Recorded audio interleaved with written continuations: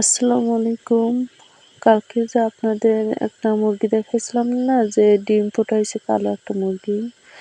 তো ৭ টা আরকি বাচ্চা দিয়েছিল আর ৩ টে ডিম আসছিল। তো ৩ টে ডিম নিয়ে আসলে ওই মুরগিটার বসেই নাই। আমার এক পর্যায়ে আরকি মুরগিটারে এখান থেকে বের করাই লাগছে। তো আমি কি করব, ডিম ৩ টা তো নষ্ট হয়ে যাবে। এইভাবে থাকলে তো আমি করছি কি, তখনই আরেকটা ওই মুরগির ঘরে গিয়ে দেখি কি আরেকটা মুরগি এরকম বসে রয়েছে ডিম নিয়া। তো আমি করছি কি, মুরগি উঠাই ধরছি, ধরে দেখি ওখানে ৯ টা ডিম আছে। আমি ওই ৯ টা ডিম নিয়ে এসেছি আর এইখানে ৩ টে ডিম আছে।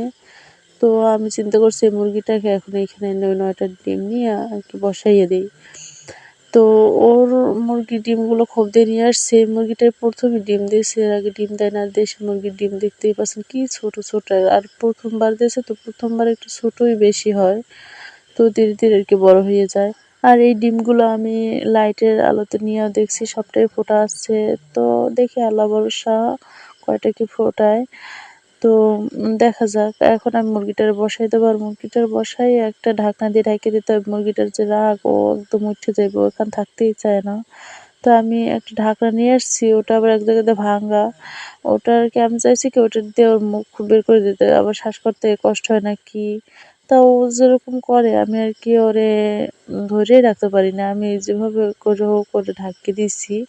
লাস্টে আর উপরে একটা ভার কিছু দিয়ে রাখবো যাতে ও বের হইতে না পারে। ভালো থাকবেন সবাই। আল্লাহ হাফেজ।